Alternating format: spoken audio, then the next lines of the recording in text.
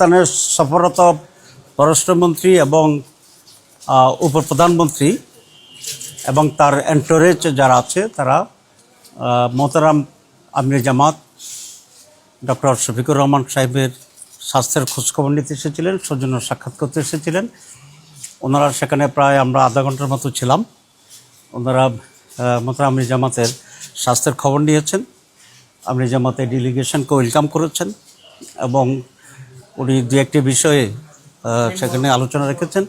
সেটা হচ্ছে মুসলিম উম্মার ঐক্যের ব্যাপারে উনি বলেছেন যে, এবং বিশেষ করে ফিলিস্তিনিদের হামাসের উপরে যে জুলুম অত্যাচার চলছে এই ব্যাপারে উনি অত্যন্ত গভীর উদ্বেগ প্রকাশ করেছেন।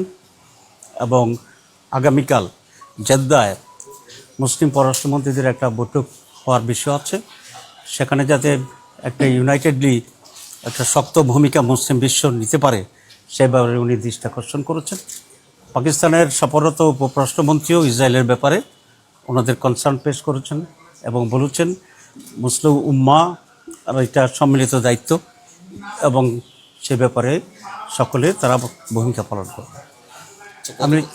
আমির জামাত আরেকটি বলেছেন যে আজকে মুসলিম উম্মার জন্য একটি লিডারশিপটা খুব প্রয়োজন এবং এটা কম্বাইন্ডলি যেন এরকম একটা লিডারশিপ তৈরি হতে পারে সে ব্যাপারে উনি দৃষ্টি আকর্ষণ করেছেন।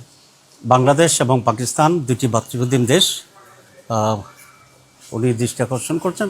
পারস্পরিক স্বার্থ সংশ্লিষ্ট বিষয় আছে, কী কী বিষয়ে আমরা একসাথে কাজ করতে পারি, একটা জয়েন্ট